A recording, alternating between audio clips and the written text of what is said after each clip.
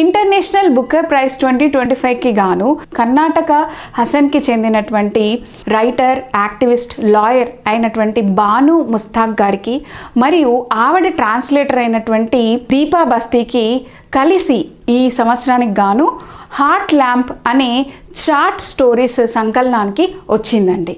అయితే ఈ international Booker prize అనేది ఒక ప్రెస్టీజియస్ లిటరరీ అవార్డు. దీని యొక్క మెయిన్ ఎయిమ్ వచ్చేసి స్టిమ్యులేట్ రీడింగ్ మరియు కాంటెంపరీ ఫిక్షనల్ గురించి డిస్కస్ చేసుకోవాలని. దీన్ని 1968లో లాంచ్ చేశారు. మొట్టమొదటి బుకర్ ప్రైజ్ని 1969లో ఇచ్చారు. ఈ బుకర్ ప్రైజ్ గెలిచిన వారికి 50,000 పౌండ్లు ఇస్తారు.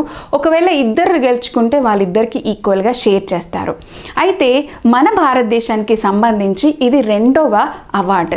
3 సంవత్సరాలకు ముందే అంటే 2022లోనే గీతాంజలి శ్రీ మరియు తన ట్రాన్స్లేటర్ అయినటువంటి డైజీ రాక్వెల్ వాళ్ళ రచించినటువంటి ద టోంబ్ ఆఫ్ శాండ్ అనే బుక్కి వాళ్ళకి బుకర్ ప్రైజ్ వచ్చింది. ఈ బుకర్ ప్రైజ్ అనేది the best sustained work of ఫిక్షన్కి ఇస్తారు. మరియు ఇది కేవలం ఇంగ్లీష్లో రాసిన వాటికే ఇస్తారు. అందులోనూ ఆ బుక్ UK అండ్ ఐర్లాండ్లో పబ్లిష్ అవ్వాలి.